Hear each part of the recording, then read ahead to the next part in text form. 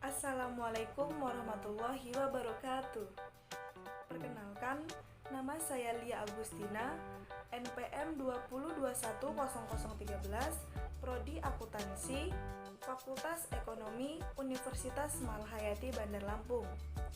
Di sini saya akan menjelaskan tentang permintaan agregat. Apa sih permintaan agregat itu?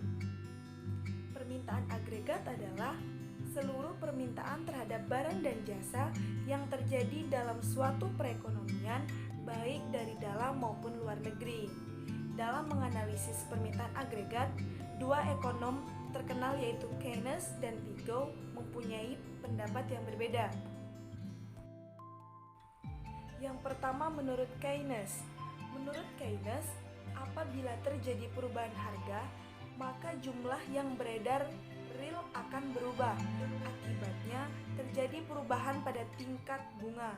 Selanjutnya, perubahan tingkat bunga tersebut akan mempengaruhi investasi yang pada akhirnya akan mempengaruhi pendapatan nasional.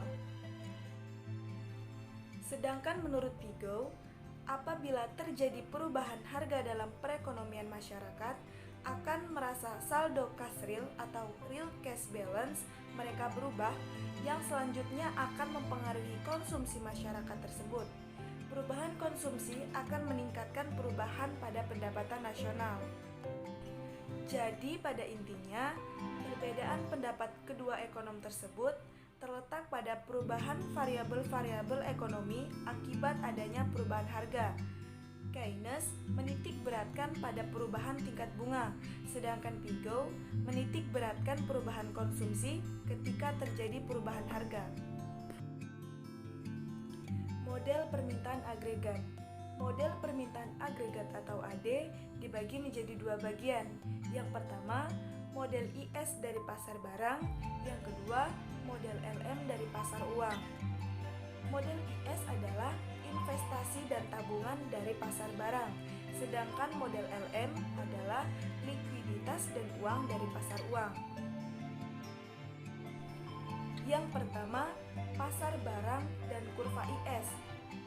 Kurva IS singkatan dari investasi dan saving atau tabungan, memplot hubungan antara tingkat bunga dan tingkat pendapatan yang muncul di pasar barang dan jasa. Yang kedua, pasar uang dan kurva LM. Kurva LM singkatan dari likuiditas dan money atau uang, memplot hubungan antara tingkat bunga dan tingkat pendapatan yang muncul di pasar uang. Komponen permintaan agregat. Untuk memahami permintaan agregat, mari kita gambarkan komponennya. Kita menghitung permintaan agregat dengan menjumlahkan permintaan dari 4 sektor ekonomi makro, yaitu rumah tangga, bisnis, pemerintah, dan eksternal. Untuk menghitung permintaan agregat, kita menggunakan rumus yaitu permintaan agregat sama dengan konsumsi ditambah investasi ditambah pengeluaran pemerintah ditambah ekspor bersih. Mari kita bahas satu persatu apa yang dimaksud dengan konsumsi, investasi, pengeluaran pemerintah, dan ekspor bersih. Yang pertama yaitu investasi. Investasi adalah pengeluaran oleh swasta untuk pembelian barang-barang dan jasa yang akan dipakai dalam proses produksi, atau dengan kata lain, sama dengan permintaan oleh swasta terhadap barang dan jasa atau input yang diperlukan untuk investasi produktif. Faktor yang menentukan pengeluaran investasi berbeda dengan konsumsi.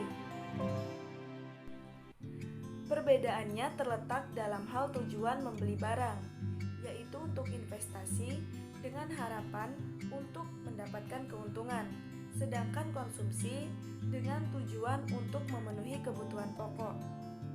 Perbedaan lain adalah sumber pembiayaan untuk investasi dapat berasal dari berbagai sumber pembiayaan dan keuangan di mana jumlahnya tidak tergantung dari kondisi keuangan sekarang, tetapi pada harapan kondisi keuangan di masa mendatang. Yang kedua yaitu konsumsi. Konsumsi mewakili pengeluaran rumah tangga untuk barang dan jasa. Penentu utama dari komponen ini adalah pendapatan disposable atau disposable income. Kadang-kadang juga disebut pendapatan setelah pajak atau pendapatan sekali pakai. Yang ketiga yaitu pengeluaran pemerintah. Pengeluaran pemerintah dianggap sebagai variabel oksogen. Itu karena variabel ekonomi seperti pertumbuhan ekonomi, nilai tukar mata uang, dan suku bunga tidak mempengaruhi keputusan pengeluaran. Dan yang keempat yaitu ekspor bersih. Ekspor neto sama dengan ekspor dikurangi impor. Ekspor adalah permintaan asing untuk output dalam negeri. Impor mewakili permintaan domestik untuk output orang asing. Komponen ini ditentukan oleh pendapatan dan harga relatif antara ekonomi domestik dan dunia. Demikianlah penjelasan dari saya tentang permintaan agregat. Apabila ada kesalahan dalam penyampaian, saya mohon maaf. Semoga bermanfaat. Terima kasih. Wassalamualaikum warahmatullahi wabarakatuh.